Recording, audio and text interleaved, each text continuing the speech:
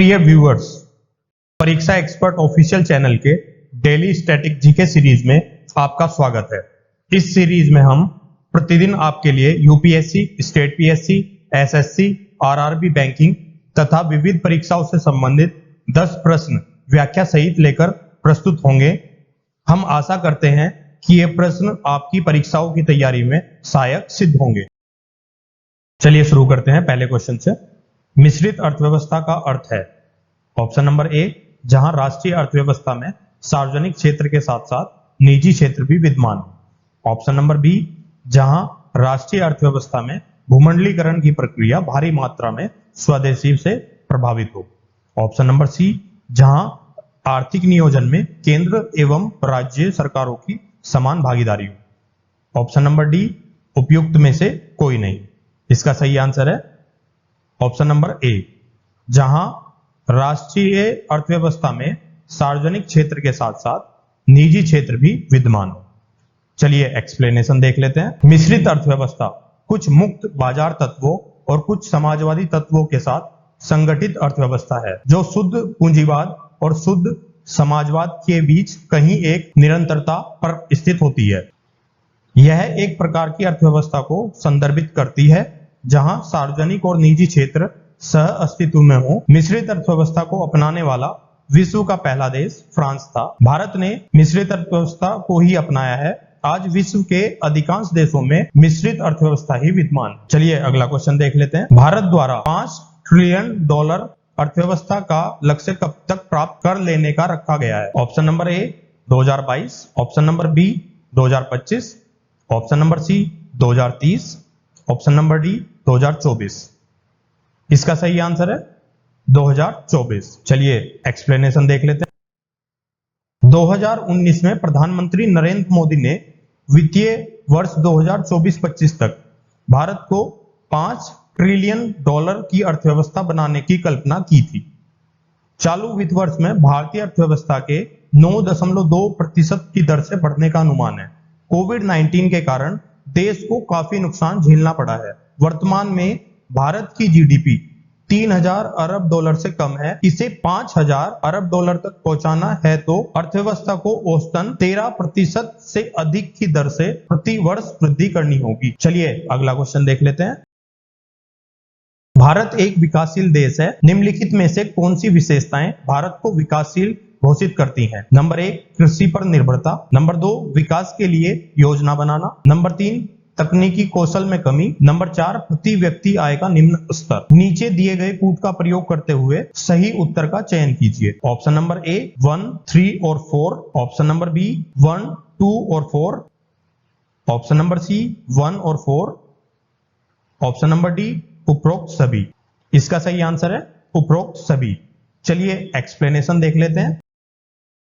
विकासशील देशों की पहली महत्वपूर्ण विशेषता उनकी प्रति व्यक्ति आय का कम होना है। एक विकासशील देश आमतौर पर कृषि प्रधान होता है। इसकी लगभग 60 से 75% आबादी अपनी आजीविका के लिए कृषि और इससे जुड़ी गतिविधियों पर निर्भर करती है।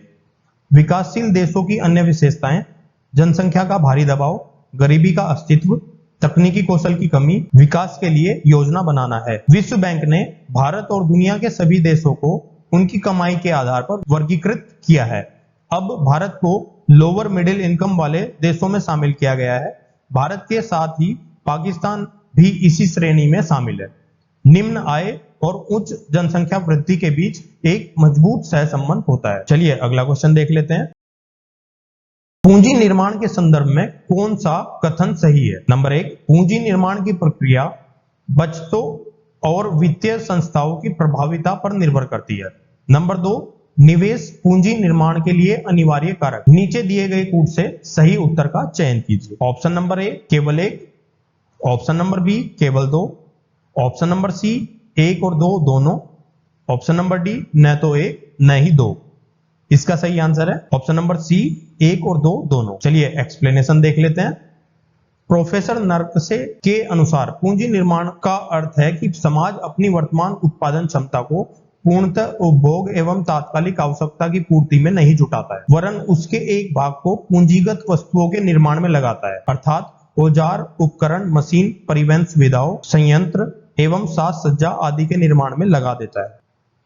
पूंजी निर्माण एक अवधारणा है जिसका उपयोग मैक्रो इकोनॉमिक्स, राष्ट्रीय खातों और वित्तीय अर्थशास्त्र में किया जाता है। कभी कभी इसका उपयोग कॉरपोरेट खातों में भी किया जाता है। पूंजी निर्माण के द्वारा उत्पादकता क्षमता बढ़ती है। यह वृद्धि वर्तमान आय के उस अनुपात पर निर्भर करती है जिसे बचत व विनियोग के रूप में बदला जा रहा है। एक देश में जितना अधिक पूंजी संचय होगा उसकी विनियोग क्षमता उतनी ही अधिक होगी। पूंजी संचय द्वारा उत्पादन की जटिल विधियों का प्रयोग संभव होता है। चलिए अगला क्वेश्चन देख लेते हैं। निम्नलिखित में से कौन सा आर्थिक विकास का प्रमुख कारक नहीं है? ऑप्शन नंबर ए, पूंजी का संचय एवं तकनीकी सुधार। ऑप्शन नंबर बी, विशेषीकृत क्रियाओं गतिविधियों में श्रम विभाजन। ऑप्शन नंबर सी, तकनीकी विधि। ऑप्शन नंबर डी, जनसंख्या का उच्च निर्भरता अनुपात। इसका सही आंसर है जनसंख्या का उच्च निर्भरता अनुपात। चलिए एक्सप्लेनेशन देख लेते हैं।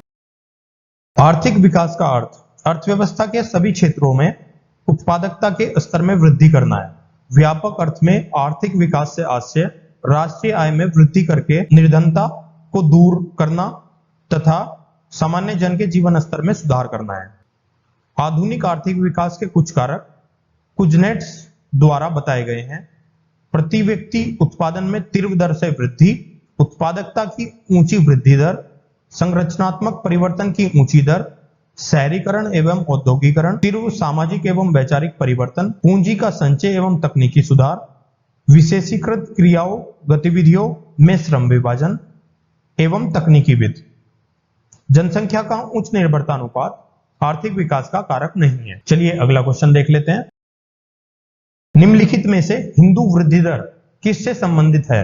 ऑप्शन नंबर ए, प्रति व्यक्ति आय। ऑप्शन नंबर बी, सकल घरेलू उत्पाद। ऑप्शन नंबर सी, जनसंख्या। ऑप्शन नंबर डी, साक्षरता। इसका सही आंसर है सकल घरेलू उत्पाद। चलिए एक्सप्लेनेशन देख लेते हैं।